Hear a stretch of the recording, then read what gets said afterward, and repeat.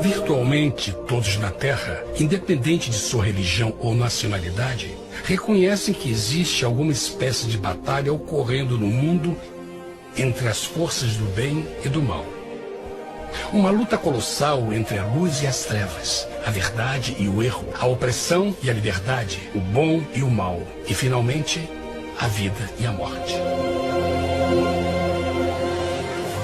Qual é a história por trás deste evidente paradoxo?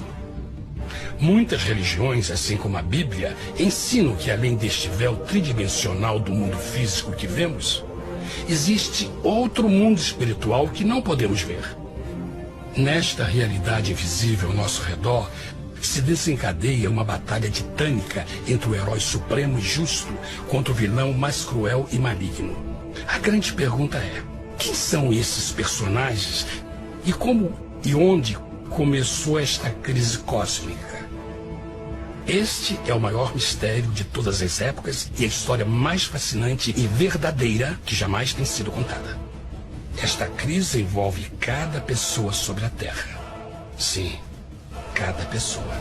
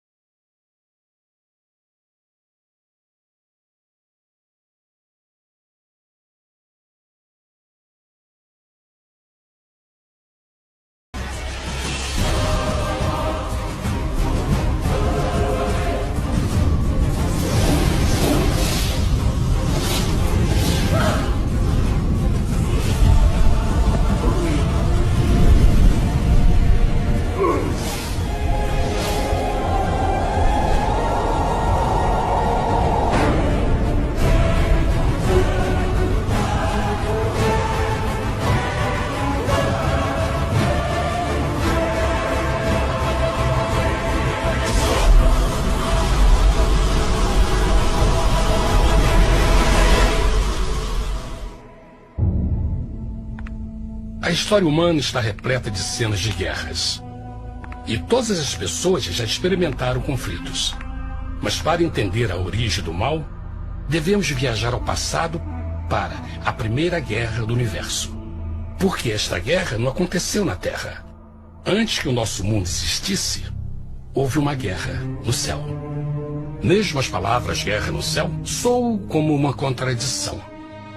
É quase inimaginável para nós que pudesse haver batalhas e conflitos entre as criações de Deus no paraíso.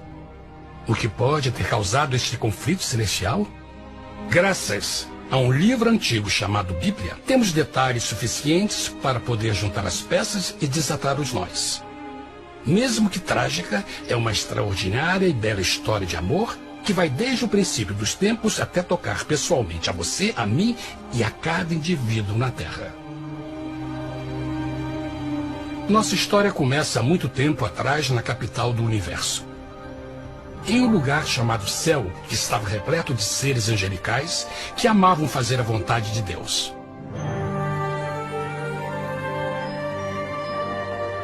Sob o justo e amoroso governo do Criador, todo o céu desfrutava uma existência de felicidade e perfeita paz. O príncipe supremo do paraíso e comandante dos anjos era o poderoso e amoroso Filho de Deus, mais conhecido com o nome que adotou quando veio à Terra, Jesus. Ele tinha o mesmo propósito e pensamento com Deus, o Pai. O céu, sob o comando compassivo do Pai, Filho e Espírito Santo, provou ser um maravilhoso lugar de paz e alegria. Para realizar as ordens de Deus, a Trindade estava rodeada de um oceano virtual de inumeráveis espíritos ministradores chamados serafins e querubins, mais conhecidos como anjos. Essas poderosas e inteligentes criaturas descobriram que a felicidade estava em cumprir as ordens do Todo-Poderoso. Mas Deus criou um extraordinário anjo para atuar como líder de toda a multidão celestial.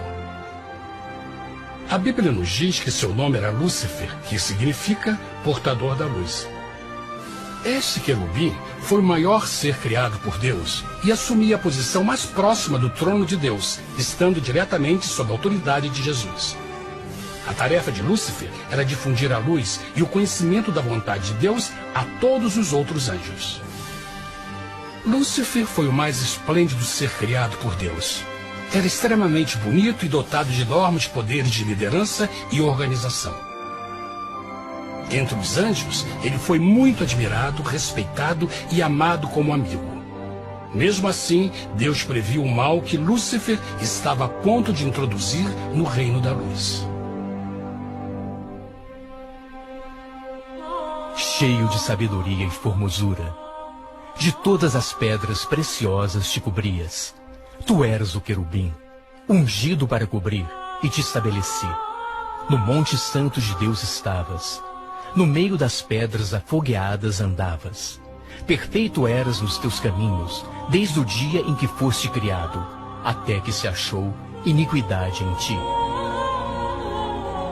Quando Lúcifer percebeu a sua beleza e poder, seu coração pouco a pouco começou a mudar. Permitiu que seu enfoque se afastasse de Deus e direcionou seu amor para si mesmo. Talvez nunca saberemos completamente como e porquê estas sementes de rebelião germinaram em seu coração. Mas o profeta Isaías nos dá uma visão do pensamento de Lúcifer. Como caíste desde o céu, ó estrela da manhã, filha da alva! Como foste cortado por terra, tu que debilitavas as nações! E tu dizias no teu coração: eu subirei ao céu, acima das estrelas de Deus exaltarei o meu trono. Subirei sobre as alturas das nuvens, e serei semelhante ao Altíssimo. Lúcifer, aos poucos, começou a cobiçar o poder de Deus, mas não sua personalidade. Ao pensar em suas próprias habilidades e belezas extraordinárias, os perversos tentáculos do orgulho e vaidade congelaram sua mente. Este ressentimento e inveja fizeram com que ele violasse a lei sagrada de Deus e se rebelasse contra seu governo. Precisamos fazer uma pausa e esclarecer algo. Desde o princípio, Deus ordenou que as leis da física governassem o mundo material em que vivemos. Sem essas leis naturais, o universo seria um caos. Do mesmo modo, as leis morais de Deus sempre têm dado segurança e estabilidade ao cosmos. Alguns pensam que os 10 mandamentos não existiram, até que o Senhor os entregou a Moisés no Monte Sinai. Mas as Escrituras nos ensinam que os princípios das leis de Deus sempre existiram por toda a eternidade, pois são a base fundamental de seu reino de amor. Seguros todos os seus mandamentos, permanecem firmes para todo sempre, e são feitos em verdade e retidão. Os 10 mandamentos são um resumo das características de um Deus de amor. Os primeiros 4 mandamentos descrevem quem é Deus, seu poder, seu território e autoridade. Os últimos 6 descrevem como é Deus, sua honestidade, sua pureza, sua fé. Todas estas coisas sempre foram verdade e sempre serão verdade. Agora, pela primeira vez na história da eternidade, Lúcifer começou a violar esses princípios perfeitos. Lúcifer sabia que se fosse compartilhar o poder e status de Deus, necessitaria de apoio. E deu início ao trabalho. Começou sorrateiramente a circular entre os outros anjos, plantando sementes de dúvida e descontentamento a respeito da liderança de Deus, ao mesmo tempo em que, sutilmente, revelava suas próprias virtudes. Ele insinuou que Deus abusava de seu poder divino e suas leis restringiam a verdadeira liberdade e felicidade de suas criaturas. Com seu raciocínio audaz e poder de influência, Lúcifer pôde persuadir a um grande número de anjos a se unirem para seu motim. Talvez se perguntem, como tantos anjos inteligentes puderam seguir esse desertor? Bom, lembrem que até esse ponto nenhum anjo tinha escutado uma mentira. E nesse primeiro estágio da rebelião, os anjos não perceberam a obsessão de Lúcifer em assumir a posição de Deus. Não sabiam que finalmente ele planejaria a tortura e o assassinato do Filho de Deus na cruz com a intenção de ocupar o seu trono. Estranhamente, Lúcifer pensou que poderia ocultar seus verdadeiros propósitos de Deus.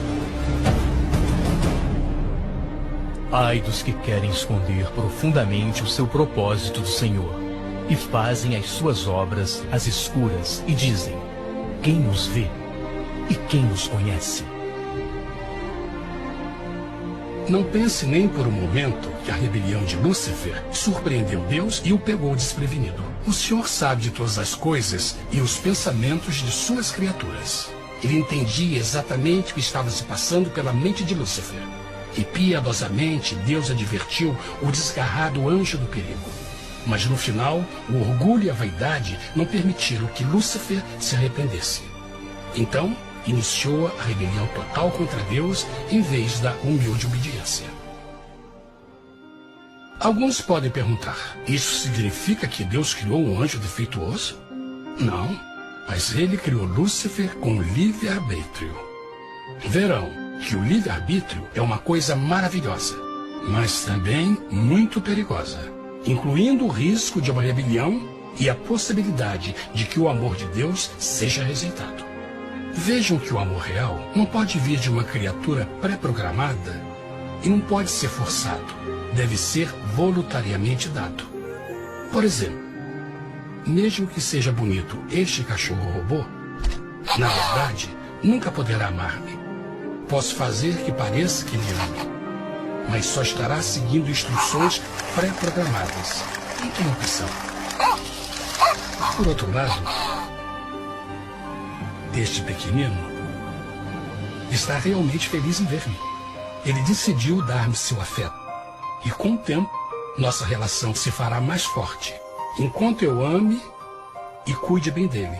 Do mesmo modo, um Deus de amor só quer amor verdadeiro de suas criaturas. E para que isso aconteça, elas precisam ter o livre-arbítrio. A rebelião de Lúcifer é a maior evidência de que ele tinha esta liberdade. Agora, a grande pergunta é: como Deus enfrentaria esta crise? Como lidaria com Lúcifer e com os milhões de anjos que se uniram nessa rebelião? Muitos questionam: por que Deus não acabou imediatamente com a rebelião? Afinal, ele poderia facilmente vaporizar Lúcifer com um raio. Mas isto teria solucionado o problema? Não, pelo contrário. Isso só teria intensificado as dúvidas e suspeitas que Lúcifer havia plantado na mente dos anjos. Lembrem que Lúcifer sabia, como ninguém mais, da engrenagem interna do governo de Deus. Sua destruição seria vista como parte de uma grande armação. E a razão que o motivou a servir Deus teria sido o medo da represália e não o amor. O Senhor sabia, na sua sabedoria, que a melhor forma de enfrentar a crise era permitindo que tudo seguisse o seu curso. Esta seria a única forma de se assegurar que o mal não se ergueria outra vez. Deixai crescer ambos juntos até a ceifa. E por ocasião da ceifa, direi aos ceifeiros: colhei primeiro o joio e atai-o em molhos para o queimar, mas o trigo ajuntai-o no meu celeiro. Na parábola do joio e do trigo, Jesus descreve que um tempo de crescimento é necessário para que uma planta revele sua verdadeira natureza. No seu entendimento infinito, Deus sabia que com o tempo, o caráter real de Lúcifer seria exposto e que os amargos frutos de sua rebelião seriam vistos. Até agora, os cidadãos do universo não estavam familiarizados com o pecado e até onde os levaria. Mas isso mudaria quando eles vissem por si mesmos sua terrível natureza autodestrutiva. Afinal, a sabedoria e o amor do governo de Deus seria para sempre confirmado e o universo estaria seguro. Quando Lúcifer e seus seguidores revelaram abertamente sua rebelião, o Senhor soube que não haveria paz se permitisse que eles ficassem no céu. Deveria impor um limite, entrar em ação e enfrentar os rebeldes. Mas Lúcifer e seus seguidores nunca sairiam por vontade própria ou pacificamente. O passo seguinte foi a guerra.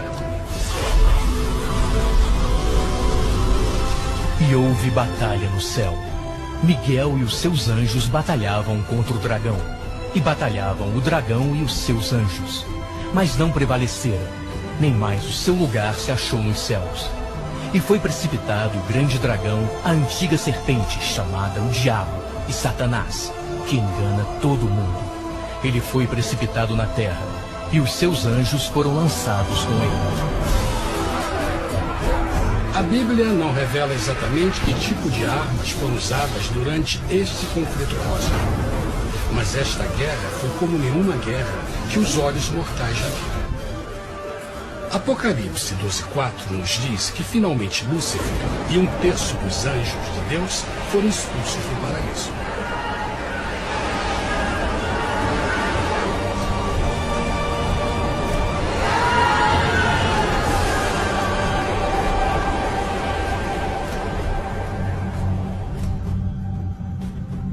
Mas e agora? Lúcifer tinha milhões de anjos ao seu lado, mas precisava de um pedaço de chão para continuar sua rebelião. Rápido, muito rápido, o universo começou a entender o quão doloroso e caro o pecado poderia chegar a ser. Mas a guerra não tinha terminado. Apenas começava. Lúcifer, o portador da luz, agora virou Satanás, o adversário.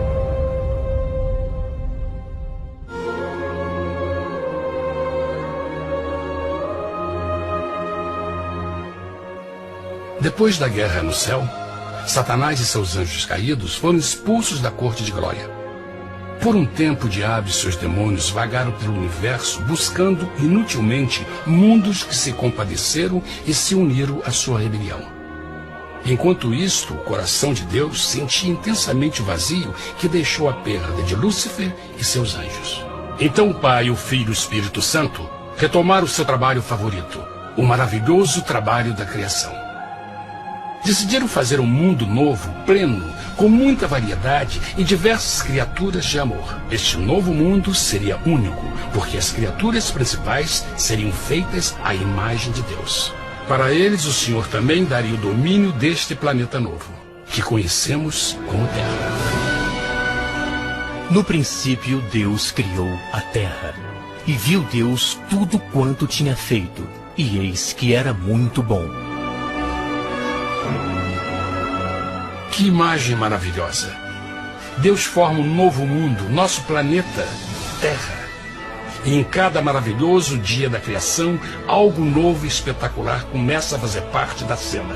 Por exemplo, no terceiro dia, Deus falou e uma linda e exuberante vegetação fez parte da existência. Plantas de todas as cores, formas e tamanhos. No quinto dia, o mundo estava repleto de espantosas e exóticas criaturas, que podiam tanto se elevar aos céus como deslizar pelas águas azuis. E outras podiam fazer as duas coisas. No sexto dia, houve a introdução de um grande número de animais terrestres. Desde o gigante elefante até o pequeno esquilo, cada um encontrou um lugar nesse novo planeta para viver em harmonia com o resto da criação. E também no sexto dia, Deus criou o homem. E disse Deus, façamos o homem à nossa imagem conforme a nossa semelhança. E formou o Senhor Deus o homem do pó da terra, e soprou em suas narinas o fôlego da vida, e o homem foi feito alma vivente. E plantou o Senhor Deus um jardim no Éden, do lado oriental, e pôs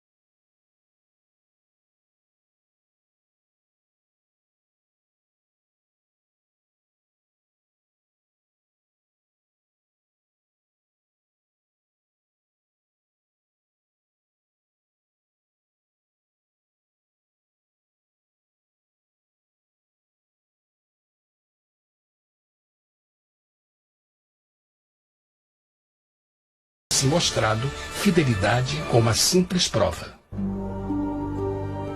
Mas da árvore do conhecimento do bem e do mal, dela não comerás, porque no dia em que dela comeres, certamente morrerás. Visto que o adversário havia contaminado o universo com sua rebelião, o Senhor viu a necessidade de uma simples prova de amor e lealdade. Lembrem que os anjos bons acabaram de ver 1/3 de seus amigos serem expulsos do céu durante a guerra. Como estariam seguros de que esses novos humanos não se uniriam a Lúcifer e causariam problemas? Então o Senhor plantou uma árvore no jardim, uma árvore cujo fruto não deveria ser comido sob pena de morte. Ao passar por esta simples prova de obediência, Adão e Eva mostrariam a lealdade para com Deus e a fé em sua palavra. Ainda mais, era uma prova de amor. Por isso, Jesus disse em João 14, se me amais, guardais meus mandamentos. Mas alguém mais soube desta prova de fé e estava determinado a usá-la em seu favor. Satanás estava com inveja dos humanos que desfrutavam da bendita vida que ele perdeu. Sua feliz existência estava em total contraste com a sua, que agora estava cheia de culpa, pecado e miséria. Com ressentimento e raiva, não estava disposto a deixar o casal em paz, pois o pecado sempre buscará arrastar a outros consigo.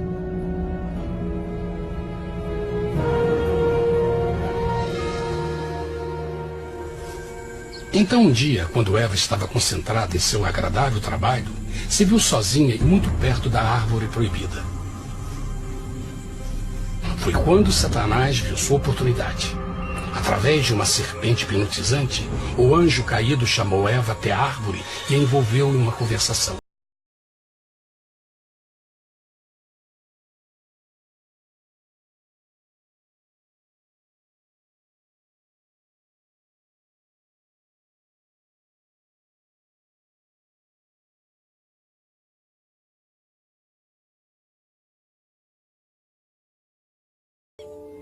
A serpente replicou à mulher, de modo algum morrereis. Deus sabe que no dia em que dele comerdes, vossos olhos se abrirão, e sereis como Deus, conhecedores do bem e do mal. A mulher notou que a árvore era boa para comer, pois era atraente aos olhos e desejável para alcançar sabedoria. Colheu o seu fruto e comeu. Deu também ao seu marido, que comeu assim como ela. Tragicamente, quando Eva escutou a suave e sedutora voz do tentador, começou a ter certas dúvidas da palavra de Deus. A serpente enganou-o com a promessa de grande poder e sabedoria. Isso chamou sua atenção. Além disso, aparentemente o fruto deu à serpente a habilidade de falar. Que outros poderes poderia dar a ela? E mesmo tendo acabado de conhecer a serpente, ela confiou em sua palavra acima da de Deus, quem a criou, e lhe deu um paraíso para viver. Então Eva comeu o fruto proibido e convenceu seu esposo a fazer o mesmo. Adão poderia ter escolhido ser fiel a Deus, mas colocou seu amor pela esposa acima do seu amor por Deus. Quando os nossos primeiros parentes mostraram lealdade ao inimigo, o domínio da terra foi tomado por Satanás. Não sabeis que vos oferecendo a alguém para lhe obedecer, vos tornais escravos daquele a quem obedeceis? Ninguém pode servir a 2 senhores. Este mundo agora seria o último campo de batalha entre o bem e o mal, e o coração de cada homem e mulher seria o prêmio. Adão e Eva não se deram conta desse tempo, mas seu momento de desconfiança e desafio abriria as comportas do sofrimento de milhões de pessoas durante milhares de anos.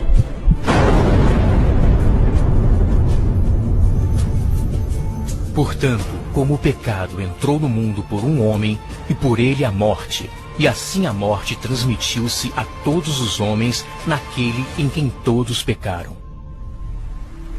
Nossos primeiros parentes logo enfrentaram o terrível resultado de seu pecado. Em estado santo, Adão e Eva resplandeciam com túnicas de glória. Depois de pecarem, suas túnicas naturais de luz se desfizeram e eles ficaram mortificados com a sensação de sua nudez. Vergonha e temor tomaram lugar de sua alegria e paz e trataram de cobrir sua nudez com folhas. Agora eles se encontravam sob constante influência do diabo. Ao ceder à tentação, debilitaram sua natureza. E Satanás ganhou poder sobre a humanidade. As pessoas não podiam resistir às tentações do diabo com sua própria força. Por último, e o mais aterrador, se encontravam vivendo sob a pena de morte iminente. Deus havia advertido que a desobediência traria a morte. Já tinha experimentado a morte espiritual. Quanto tempo passaria para sofrerem a morte física também? Nesse ponto, seu futuro não tinha nada mais que escuridão e desespero. Tendo expulsado o homem, colocou diante do jardim do Éden os querubins com o cintilar da espada flamejante, para guardar o caminho da árvore da vida. Como o pecado provocou a expulsão dos anjos caídos de seu lar celestial, agora pela desobediência, Adão e Eva foram tirados de seu jardim, seu lar no paraíso. Tudo à sua volta estava mudando rapidamente, e a humanidade se encontrou suscetível às dores, doenças e finalmente à morte. Até os animais e plantas estavam infectados pela terrível maldição. Os espinhos e cardos agora pareciam árvores e flores, e os animais que antes eram gentis começaram a se matar e a devorar uns aos outros. O pior resultado foi que o pecado separou a humanidade de Deus. Mas vossas iniquidades cavaram um abismo entre vós e vosso Deus. São vossos pecados que ocultaram de vós sua face, para não vos escutar. Na criação, foram dados a Adão e Eva a honra de falar com os anjos, e até com o Filho de Deus cara a cara. Mas Deus é tão puro e santo que nenhum mal pode existir na sua presença. Agora que os primeiros humanos tinham pecado, Deus afastou sua santa presença deles para a sua própria proteção. O pecado tinha queimado uma parte da alma do homem que já não podia ver a dimensão espiritual. Deste momento em diante, a comunicação com o céu seria limitada. Mesmo com todas estas maldições caindo sobre Adão e Eva, o coração do Senhor se encheu de compaixão.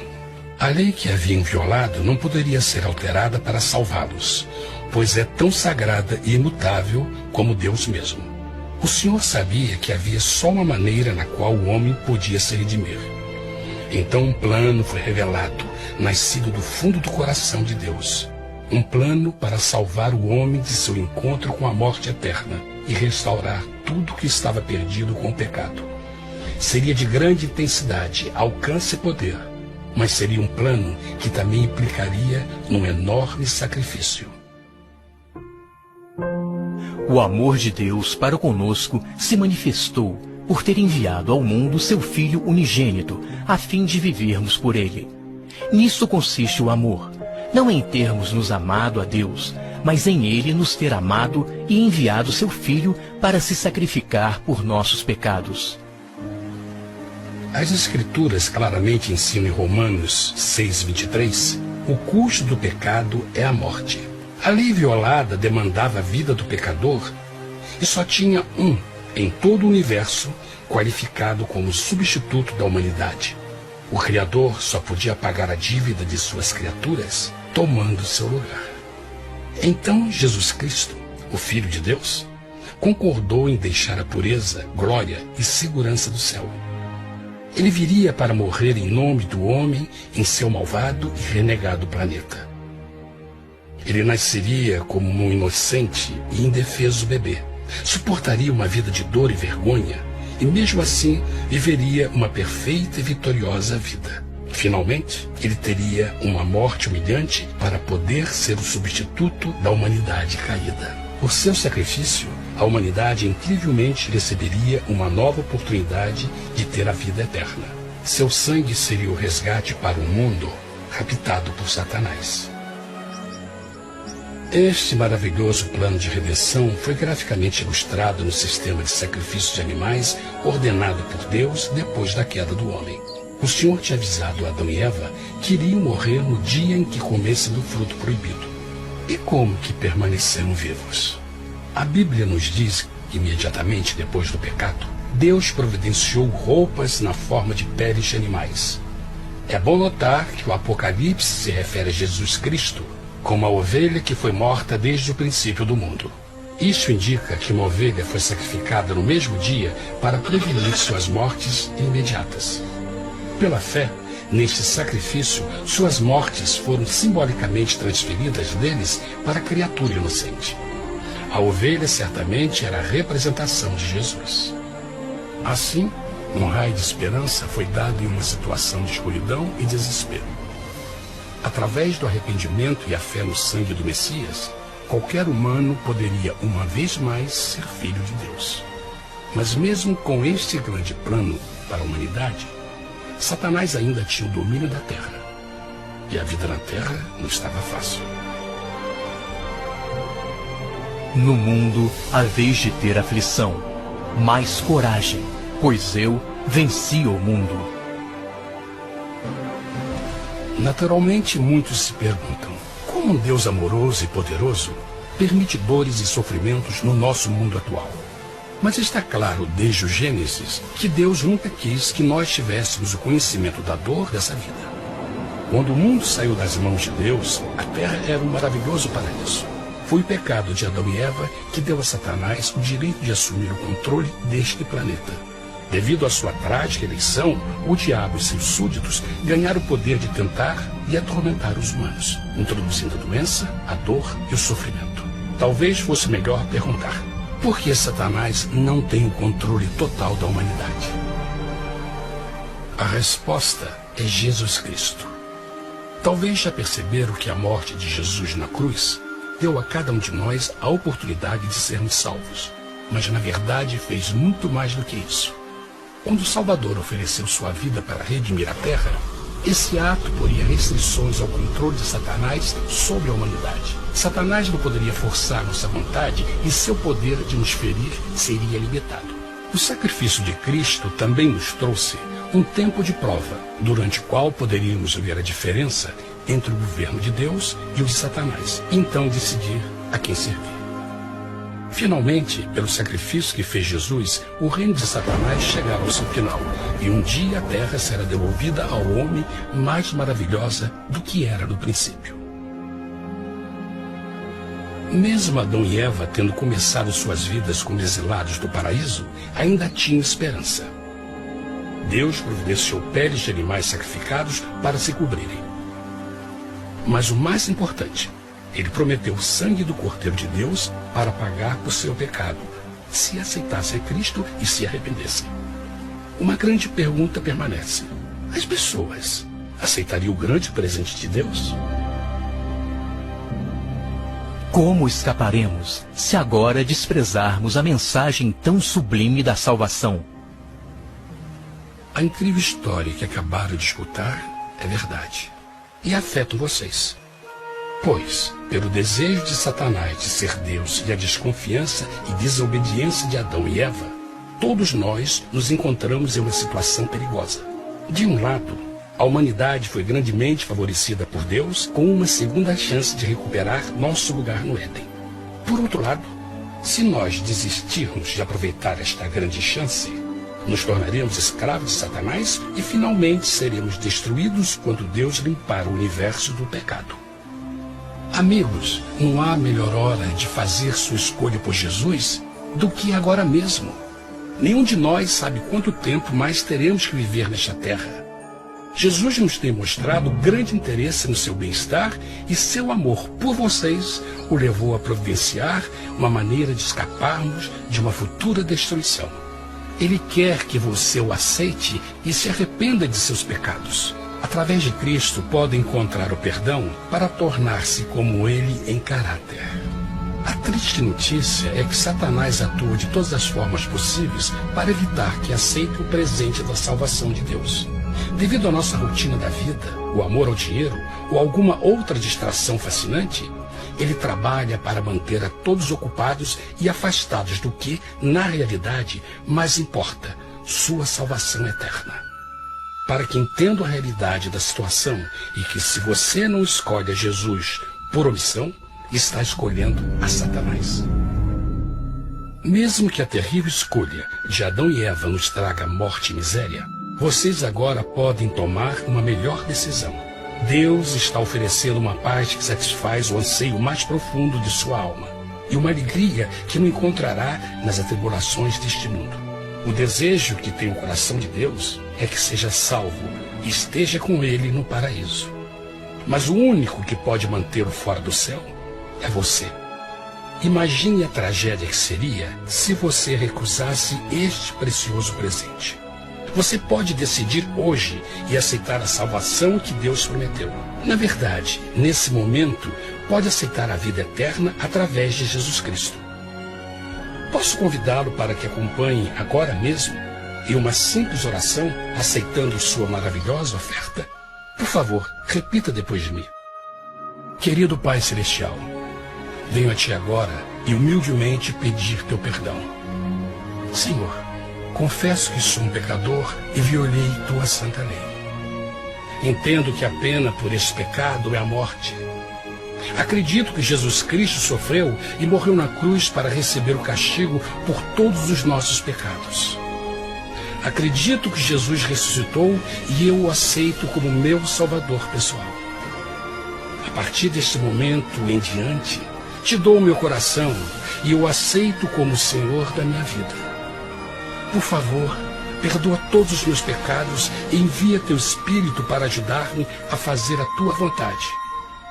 Te agradeço por Teu grande amor e aceito Teu presente da vida eterna. E eu oro tudo isso em nome de Jesus. Amém.